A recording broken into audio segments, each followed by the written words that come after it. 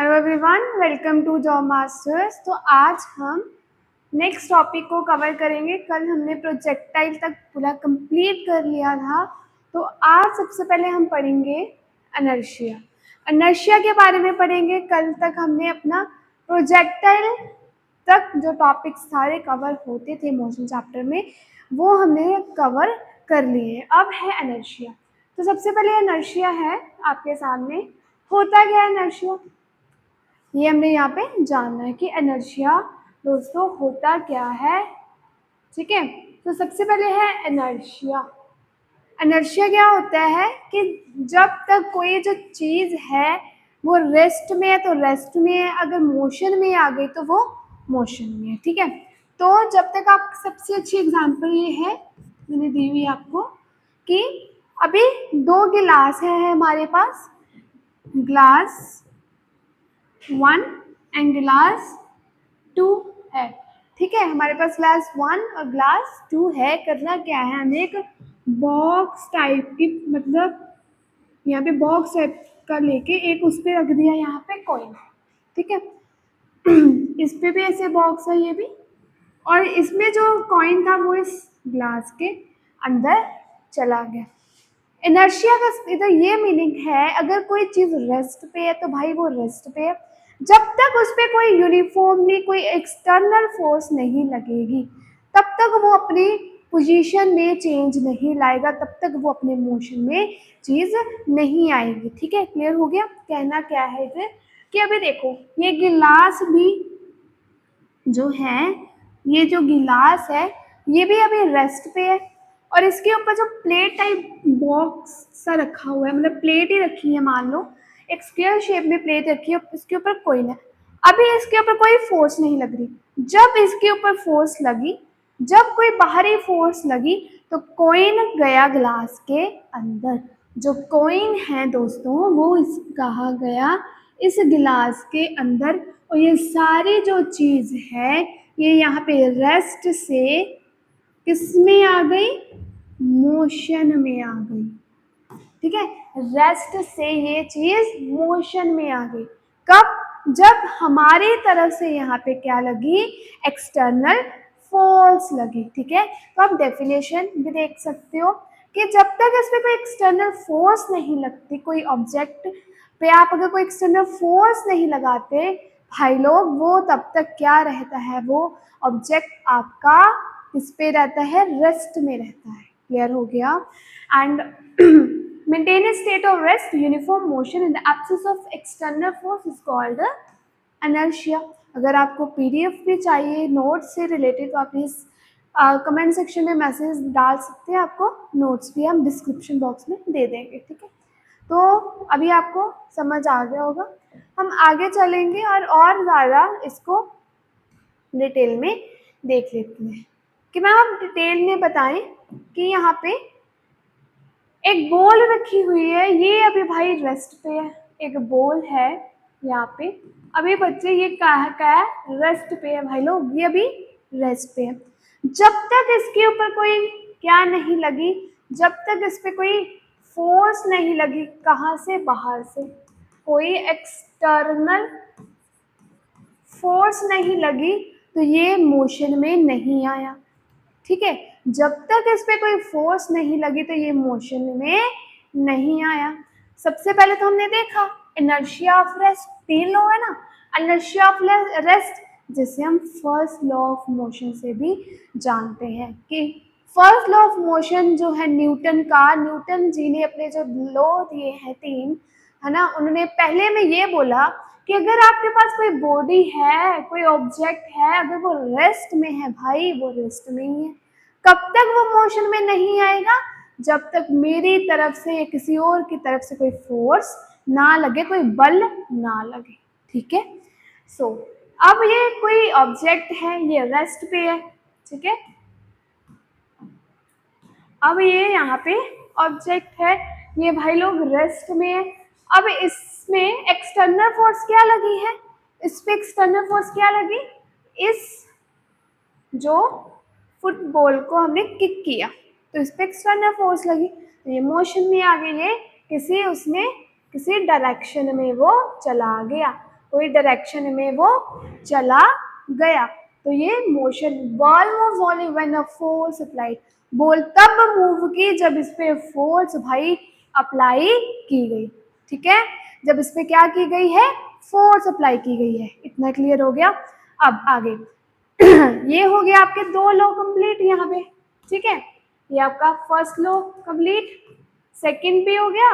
अब थर्ड है, थर्ड है inertia of direction. Inertia of direction means एक एरोप्लेन है या, ठीक है, इसको स्पेस में भेज रही है, इसमें होता है किसी एक्शन के बाद, किसी एक्शन के बाद आपको इक्वल और ऑपोजिट क्या मिलेगा, रिएक्शन मिलेगा।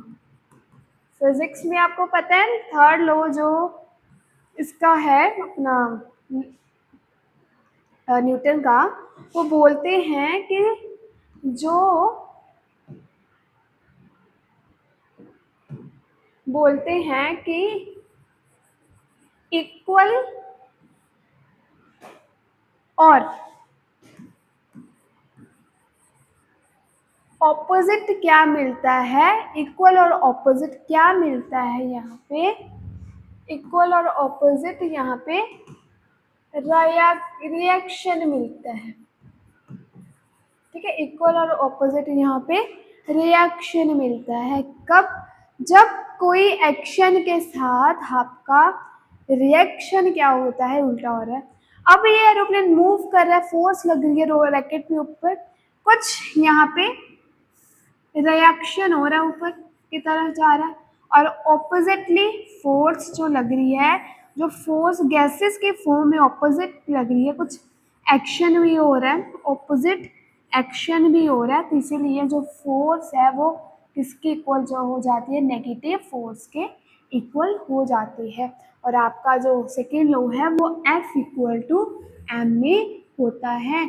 जो फोर्स है वो मोमेंटम और एक्सेलरेशन के ऊपर क्या करती है, डिपेंड होती है, ठीक है, जो फोर्स है वो डिपेंड करती है किस पे ऊपर, डिपेंड करती है सेकेंड लॉ में, सेकेंड लॉ में जो भाई सेकेंड लॉ है जो फोर्स किस पे डिपेंड करती है, मास इनटू एक्सेलरेशन पे डिपेंड करती है, ठीक है। और उसके बाद जो थर्ड लॉ कहता है, थर्ड कहता है हर हर रिएक्शन के साथ ऑपोजिट एक्शन मिलता है, ठीक है, हर एक्शन के साथ इक्वल और ऑपोजिट रिएक्शन मिलता है। तो ये तो हो गए थोड़ा बहुत इंटरवल कह सकते हो मूवी का, थोड़ा बहुत इंटरवल हो गया इसका, अपने जो 3 लॉ हमने पढ़ने हैं बहुत ही अच्छे से, ये थोड़ा बहुत इसके बारे में जानकारी होगी। अब आप बोलोगे मैम डिटेल में भी बताओ, तो हम डिटेल में देख लेते हैं, आगे बढ़ेंगे।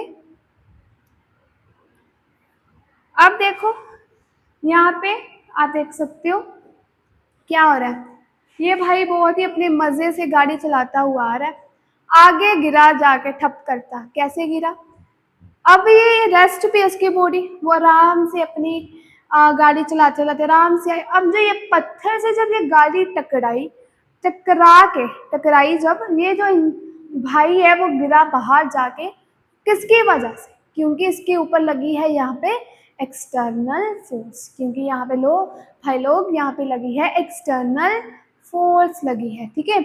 अभी तो उसके यहाँ पे बॉडी क्या थी, यहाँ पे रेस्ट पे थी, मोशन में कब भाई, जब ये पत्थर से टकराया और बाहर निकल के गिरा, ठीक है, क्लियर हो गया।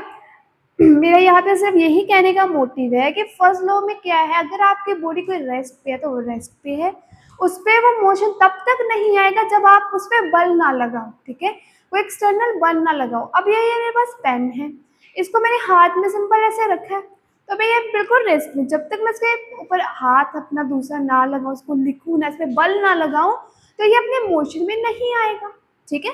तो समझाने का मेन मोटिव आपको यही है मेरा। आगे बढ़ेंगे। अब आगे है आपके सामने न्यूटन का फर्स्ट लॉ, जिसमें सिंपल डेफिनेशन है, और उन्होंने बोला कि जो ऑब्जेक्ट है तब तक रेस्ट पे रहता है जब तक, यदि कोई वस्तु स्थिर है तो वो स्थिर ही रहेगी, ठीक है, अथवा यदि आप समान गति से सीधी रेखा में गति कर रहे हैं, जब आप यूनिफॉर्म स्पीड में हो स्ट्रेट लाइन में, जब आप सेम स्टेट में आके उस पर कोई चेंज ना करो, कोई एक्सटर्नल क्या ना लगाओ, यहाँ पे फोर्स ना लगाओ, जब तक बाहरी कोई बल लगाकर उसकी वर्तमान अवस्था को परिवर्तन ना किया जाए, वो रेस्ट पे ही रहेगी। ये है न्यूटन साहब का पहला लॉ, ठीक है। और यही है गैलीलियो जी का भी लॉ, इसे ही the law is called Galileo law भी कहा जाता है, और इसे लॉ ऑफ इनर्शिया से भी हम जानते हैं।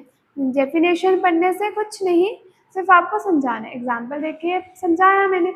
अब आ जाता है अगर आपके सामने मोमेंटम। सेकेंड लॉ से पढ़ने से पहले हमें मोमेंटम जानना बहुत ज़्यादा ज़रूरी है यहाँ पे कि मोमेंटम होता क्या है। सबसे पहले आप जान लो मोमेंटम क्या है।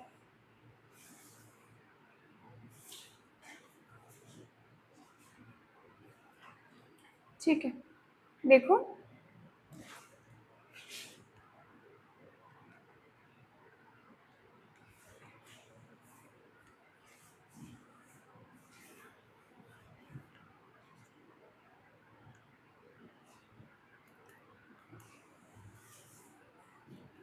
देखो अब सबसे पहले है आपके सामने momentum, the product of mass.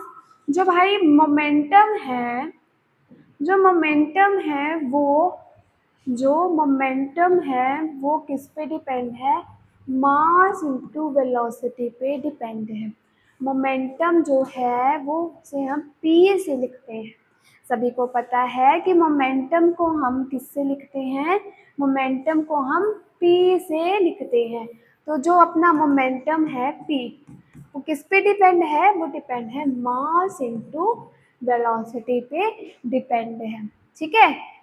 इसे आप product of mass and velocity कहते हो। और इसकी पहले हम जान लेते हैं, ऐसा यूनिट होती है किलोग्राम मीटर पर सेकेंड। किलोग्राम पर सेकेंड इसकी क्या होती है? क्या होती है बच्चे? इसकी ऐसा यूनिट होती है, क्लियर। अब कहते हैं मोमेंटम है क्या? पहली बात तो मोमेंटम यहाँ पे है क्या, ये क्वेश्चन अब यहाँ पे बहुत ज़्यादा है। तो आगे बढ़ने से पहले हम एक एग्जाम्पल से बहुत ही अच्छे तरीके से यहाँ पे समझ सकते हैं कि मोमेंटम यहाँ पे है क्या, ठीक है। अब मोमेंटम जानने से पहले हम पहले यहाँ पे देख लेते हैं। अब देखो, ये दो गाड़ियां हैं, कार 1 एंड कार 2, ठीक है। दो कार है, एक दूसरे से के साथ ये टकराई, एक दूसरे के साथ ये टकरा गई। टकराने के बाद टकराने के बाद ये कुछ मोमेंटम के साथ, कुछ वेलोसिटी के साथ स्ट्रेट चल पड़ी, ठीक है। मतलब कुछ तो कुछ मोमेंटम इसमें लगा, कुछ तो कुछ मोमेंटम हुआ, ठीक है। गाड़ी टकराने के बाद फिर ये अपने टकराने के बाद ये चल पड़ी है, ठीक है। फिर कुछ तो कुछ उसमें क्या हुआ? मोमेंटम होगा, क्योंकि जब कोई चीज़ मूवमेंट में है, मोशन में है, तो उसमें मोमेंटम भी तो हो रहा होगा। मोमेंटम मोमेंटम भी हो रहा है ना? हो रहा है, कुछ तो कुछ मोमेंटम भी हो रहा है। मतलब जब टकराई, जिस स्पीड से वो टकराई उस स्पीड से वो थोड़ा सा धैर्ने के बाद वो सिंपल अपनी स्पीड में चल पड़ी। तो इसका मतलब कुछ मास के साथ गाड़ियाँ टकराई है, फिर वही अपने टकराने के बाद वो चल पड़ी, मोशन में आ गई, तो यही आपका मोमेंटम आ गया। यही आपकी वेलोसिटी के साथ जो उसका प्रोडक्ट बना है, मास इंटू वेलोसिटी, वही आपका मोमेंटम यहाँ पे कहलाया, ठीक है। अब देखो, हमें पता है मोमेंटम जो है वो मास इंटू वेलोसिटी, मतलब ये आपका पी से डिनोट किया जाता है। जो मोमेंटम है वो आपका पी से डिनोट किया जाता है। ये किस पे डिपेंड करता है? मास इंटू वेलोसिटी पे। अगर आप यहाँ पे मास को बढ़ाओगे, वेलोसिटी को बढ़ाओगे, तो मोमेंटम ऑब्वियस है भाई, बढ़ेगा ही बढ़ेगा। अगर मास को बढ़ाया जाएगा, वेलोसिटी को बढ़ाया जाएगा, तो मोमेंटम भी बढ़ेगा। अगर इधर आप मास को भी कम कर दो, वेलोसिटी को भी कम कर दो, तो ऑब्वियस है यहाँ पे आपका मोमेंटम भी क्या हो जाएगा? कम हो जाएगा, बिल्कुल कम हो जाएगा। अब एक और न्यू एग्जांपल लेंगे कि ये कार है, स्टेशनरी है भाई, बिल्कुल रेस्ट पे है, मान लो ये रेस्ट पे है, रेस्ट पे है, हमने इसी पे एग्जांपल ले लिए कि रेस्ट पे है। अब अगर ये रेस्ट पे है, ये मूवमेंट नहीं हो रही, इसमें कोई ये मोशन भी नहीं है, तो इसका मास भी क्या है, जीरो है, वेलोसिटी भी क्या है, जीरो है, और अगर ये दोनों जीरो है तो मोमेंटम भी क्या होगा, यहाँ पे कांस्टेंट होगा, जिसे हम जीरो कह सकते हैं। ठीक है, कांस्टेंट होगा और जीरो होगा, क्लियर, कांस्टेंट होगा और जीरो होगा। तो इसी पे हम कहेंगे जो आपका मोमेंटम है वो मास इनटू वेलोसिटी के प्रोडक्ट पे डिपेंड करता है। अगर आप इस पूरे को बढ़ाते हो, पूरे को इंक्रीज करते हो, आपका इससे पूरा अपना जो मोमेंटम है वो भी क्या होगा, यहाँ पे इंक्रीज होगा, यहाँ पे इंक्रीज होगा। क्लियर हो गया। अब आप एक और एग्जांपल ले लो, जब आपने देखा होगा कि जब क्रिकेट में कोई कैच पकड़ता होता है, बॉल कितनी तेजी से आती है ना, बॉल तेजी से आती है, जो बॉलर है उसको पकड़ते पकड़ते आगे आगे को जाता है, कितनी स्पीड से वो हाथ यहाँ पे नहीं लगता, वो नीचे को लेके आता है कि जो बॉल जितनी स्पीड से आ रही है उतनी स्पीड से वो पकड़ भी पाए, उस स्पीड के साथ जो मोमेंटम लग रहा है उसे रोक सके, जिस स्पीड से आपकी बॉल आ रही है उसे वो रोक सके, मतलब कुछ तो कुछ उसमें मोमेंटम है, कुछ डायरेक्शन में आ रही है, क्योंकि वेलोसिटी लग रही है तो डायरेक्शन में भी आ रही है ना। आप समझ पा रहे होंगे कि मैं कहना क्या चाह रही हूँ कि जब बॉलर है इस हाथों से अपनी कैच करता है बॉल, है ना, तो बॉल वो हाथों को थोड़ा सा यहाँ पे नीचे की और लेके आता है, ऐसे कि जिस स्पीड से वो उसकी जो बॉल आ रही है उस स्पीड से वो पकड़ भी पाए, है ना, उस स्पीड को वो रोक पाए उस मोमेंटम के साथ, उस मोमेंटम के साथ वो क्योंकि पकड़ भी गए, क्योंकि उस बॉल का भी तो कुछ मास है, जिस वेलोसिटी के साथ वो आ रही है तो उस वेलोसिटी के साथ, उस स्पीड के साथ उसने उसे बॉल को पकड़ना है, क्योंकि उसमें मोमेंटम है। क्लियर हो गया, क्योंकि वो मास इनटू वेलोसिटी पे डिपेंड करती है। ठीक है, आई होप आपको क्लियर हो गया होगा यहाँ तक। आगे बढ़ेंगे हम, ठीक है, आगे बढ़ेंगे अभी हम।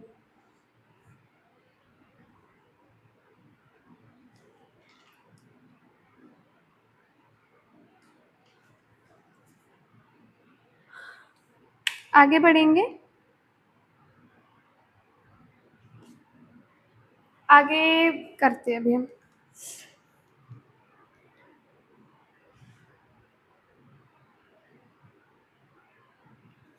एक मिनट,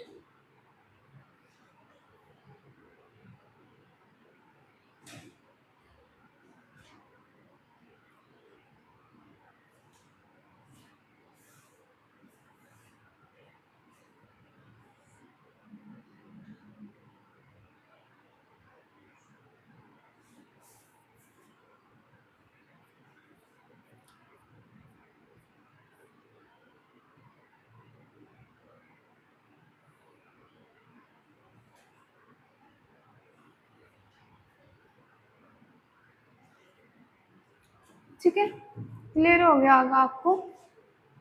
मोमेंटम किया है हमने आगे, उसके बाद हमने देखा कि होता क्या है मोमेंटम, और अब इसका जो फॉर्मूला है वो भी आपको पता लग गया है, इसका जो फॉर्मूला है वो भी आपको पता लग गया है कि जो मोमेंटम है वो आपका P equal to m into v पे डिपेंड करता है, मास इंटू वी पे डिपेंड करता है। अगर यहाँ पे वेलोसिटी की बात की, आपको पता है वेलोसिटी जो है वेक्टर क्वांटिटी है, वेलोसिटी जो है वो वेक्टर क्वांटिटी है, इट मीन्स जो मोमेंटम है वो भी वेक्टर क्वांटिटी ही है, मोमेंटम भी वेक्टर क्वांटिटी ही है। क्लियर हो गया। अब मास इंटू वेलोसिटी कैसे आया होगा, ठीक है, अब हमने यहाँ पे देखा है कि मास इंटू वेलोसिटी कैसे, सभी को पता है कि जो एफ जो है directly proportional M V minus M U होगा upon T, with respect to time, time के साथ। एम को जब हम बाहर निकाल दे भाई साहब, तो इनिशियल फाइनल माइनस इनिशियल हमें पता है क्या होता है ना, सभी को पता है क्या होता है।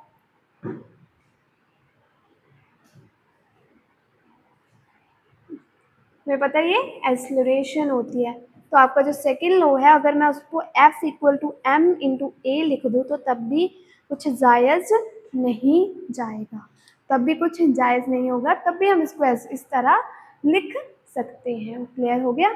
इसमें बस यही बताने की कोशिश, यही आपका सेकेंड लॉ से बिल्कुल रिलेट करता है। सबसे पहले हमने मोमेंटम को पढ़ा क्योंकि ये सेकेंड लॉ ऑफ मोशन के साथ भी काफ़ी ज़्यादा रिलेट करता है। ठीक है, रिलेट करता है।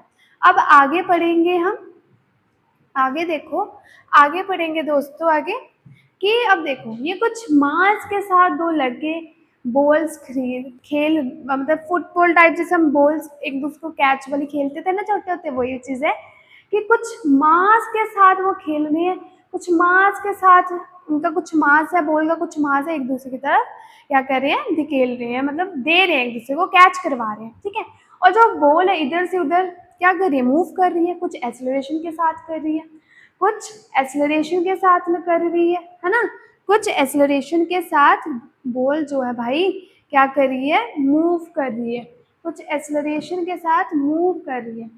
अब देखो हमने रोक दिया, जब ये व्यक्ति इस लड़के को, ये व्यक्ति उस व्यक्ति को क्या कर रहा है, बॉल कैच करवा रहा है, इस बॉल का कुछ मास है और इसकी तरफ से कुछ फोर्स भी लगाई जा रही है ना, इसकी तरफ से कुछ फोर्स भी लगाई जा रही है, कुछ बल भी लगाया जा रहा है जिसे हम फोर्स बोलते हैं, कुछ बल भी लगाया जा रहा है। क्लियर? अब बल लगाने के बाद अब जब बॉल इधर जा रही है, इसकी तरफ जा रही है, तो किस क्यों जा रही होगी, कुछ एक्सेलरेशन भी लग रही है भाई, समझे का नहीं, है ना, तब एक्सेलरेशन भी लग रही है, समझ गए? तो यही आपका कहलाता है सेकेंड लॉ ऑफ मोशन, जिसे हम बोल रहे हैं F equal to mass into acceleration. या मैंने आपको ये भी समझाया स्टार्टिंग में कि F जो है वो आपका डायरेक्टली प्रोपोर्शनल हो जाएगा mv minus mg upon t। ठीक है, mu माइनस t। F जो है भाई, m को हम बाहर निकाल लेते हैं तो m v minus U by T आ गया, तो ये हमें पता है ये एक्सेलरेशन है, तो F इक्वल टू m में आपका ये हो जाता है सेकेंड लॉ ऑफ मोशन। कुछ फोर्स लग रही है, कुछ मास और कुछ एक्सेलरेशन के साथ ये मूवमेंट हो रही है, कुछ मोशन यहाँ पे भी चल रहा है। क्लियर हो गया? आई होप आपको क्लियर हो गया होगा। आगे बढ़ेंगे। ठीक है, आगे बढ़ेंगे। अब आगे बढ़ेंगे, आगे आपका न्यूटन का सेकेंड लॉ है जिसमें उन्होंने बोला है कि the rate of change in momentum of object is directly proportional force applied with an object and change in momentum direction of the force। वही जो चीज़ मैंने आपको बतानी चाहिए वही सेम, और ये किस पे डिपेंड करता है, जो फोर्स है वो मास इंटू एक्सेलरेशन पे डिपेंड करता है। ठीक है, सेम एज जैसे हमने मोमेंटम पढ़ा वैसे ये चीज़ है। आगे है आपके सामने, अब आगे आ जाता है, अब आगे आ जाता है आपके सामने फोर्स, है ना। अब फोर्स पढ़ेंगे, फोर्स पढ़ेंगे वही चीज जो हमने अभी पढ़ी कि पुश, एक मिनट, हाँ, पुश और पुल लग रहा है यहाँ पे। ये जो वन पर्सन है, ये जो पर्सन है, सेकंड पर्सन अपनी तरफ खींच रहा है और ये खींच रहा है, ऐसे धक्का दे रहा है, किसके साथ, ये भी खींच रहा है तो ये भी फोर्स लगा रहा है, तो ये धक्का दे रहा तो ये भी फोर्स लगा रहा है। ठीक है, तो फोर्स की जो आपकी भाई यूनिट होती है वो होती है न्यूटन। फोर्स की जो यूनिट होती है वो होती है न्यूटन, ये सभी को यहाँ पे पता है। फोर्स की जो यूनिट होती है वो आपको पता है न्यूटन होती है। ठीक है, क्योंकि वो कुछ बल लगा रहा है, क्यों, पुश और पुल को ही आप यहाँ पे, जो पुश और pull that has the ability of a change in motion. जब ये जो बॉक्स था, ये जो बॉक्स था पहले ये इस पोजीशन पे था, ठीक है, जब इन दोनों ने क्या किया, इस पे बल लगाया, ये धक्का दे रहा है, ये अपनी तरफ खींच रहा है, कुछ यहाँ पे बल लगा रहा है, फोर्स लगा रहा है, जिसकी वजह से ये फोर्स जो बॉक्स है किस में आया, मोशन में आया। तो आप फोर्स का कंसेप्ट समझो यहाँ पे कि जो फोर्स होता है वो होता है पुश और pull that has the ability that cause change in motion. Clear? ठीक है, क्लियर हो गया होगा आप सभी को कि अगर यहाँ पे और ज़्यादा वेट बढ़ा दिया जाएगा और ज़्यादा बल लगेगा। अगर इस बॉक्स पे और ज़्यादा बल, मेरे कहने का मतलब इस बॉक्स का ज़्यादा मास होगा तो इसकी तरफ से ज़्यादा फोर्स, मास ज़्यादा कर दिया जाए फोर्स ज़्यादा, इधर से भी फोर्स क्या लगेगी, ज़्यादा लगेगी। ठीक है, फोर्स भी क्या लगाना पड़ेगी, ज़्यादा लगानी पड़ेगी। ठीक है, इसीलिए मैंने बोला F इक्वल टू एम में होता है, ये आपका सेकेंड लॉ मोशन कहता है अगर मास ज़्यादा फोर्स भी ज़्यादा और एक्सेलरेशन भी ज़्यादा होगी तभी ये बॉक्स है जो एक्सेलरेट कर पाएगा और फोर्स मास इंटू एक्सेलरेशन पे डिपेंड करती है। बार बार मैंने आपको बोल दिया है, आई होप आपको समझ आ गया होगा यहाँ पे। ठीक है, आगे बढ़ेंगे। आगे है अब आपके सामने फोर्स आ जाता है, उसके बाद फोर्स की डेफिनेशन है और इसमें फोर्स कहता है होता क्या है, force is an external factor, है ना। फोर्स जो है एक एक्सटर्नल फैक्टर है जो चेंज करता है times initial state of an object. जब वो इनिशियल स्टेट पे है उसे फाइनल पोजीशन में चेंज करने को ही हम फोर्स कहते हैं पुश और पुल। पुश किया और पुल किया उसे ही हम फोर्स कहेंगे। ऐसे यूनिट इसकी न्यूटन होती है। सीजीएस में ये डाइन कहते हैं, सीजीएस में इसे डाइन कहते हैं। इधर से मुझे थोड़ा सा गलत लग रहा है, ग्राम ही है, सेंटीमीटर ही है, ग्राम ही है, सेंटीमीटर ही है, बट सेकेंड स्क्वायर है। ठीक है, ये आप ठीक कर लेना, सेकेंड स्क्वायर में है, ग्राम सेंटीमीटर पर सेकेंड स्क्वायर। ठीक है, ठीक है, सभी को पता है। और आपको ये भी सभी को पता है सीजीएस में से डाइन बोलते हैं और सीजीएस में से डाइन बोलते हैं और 1 न्यूटन में पूछे तो 10⁵ डाइन कहते हैं। अगर 1 न्यूटन में पूछे तो 10⁵ डाइन कहते हैं। ये मैंने आपको बता दिया। ठीक है, सीधा सीधा आप इसको याद रख सकते हो। आगे बढ़ेंगे। सीजीएस यूनिट ये है, ऐसा यूनिट न्यूटन है और ग्राम सेंटीमीटर पर सेकेंड स्क्वायर है। ठीक है, वहाँ पे मीटर स्क्वायर गलती से लिखा गया है, सेकेंड स्क्वायर आएगा। और इसे 1 न्यूटन में, भाई लोग 1 न्यूटन में से 10⁵ डाइन कहा जाता है। ठीक है, क्लियर हो गया सभी को। अब आगे बढ़ेंगे। अब आगे देखो, अब आगे है न्यूटन का थर्ड लॉ।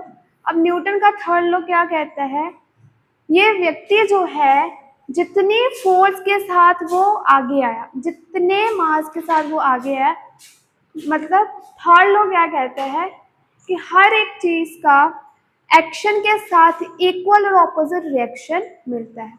ये व्यक्ति बोर्ड से उठकर जितना आगे है उतनी जो बोट है बिल्कुल इक्वल टाइम पे पीछे गई और ऑपोजिटली पीछे गई।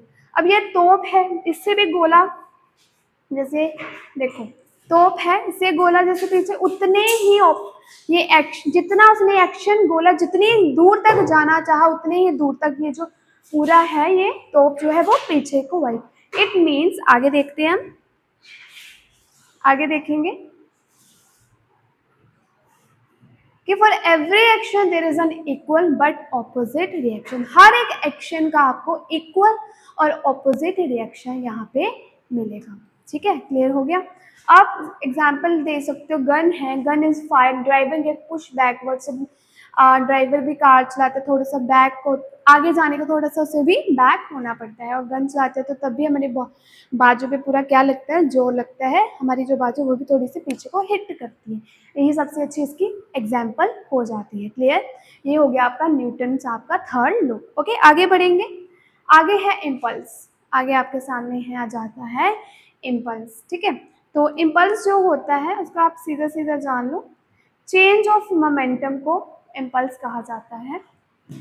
चेंज इन मोमेंटम, कि मोमेंटम में कितना चेंज आया।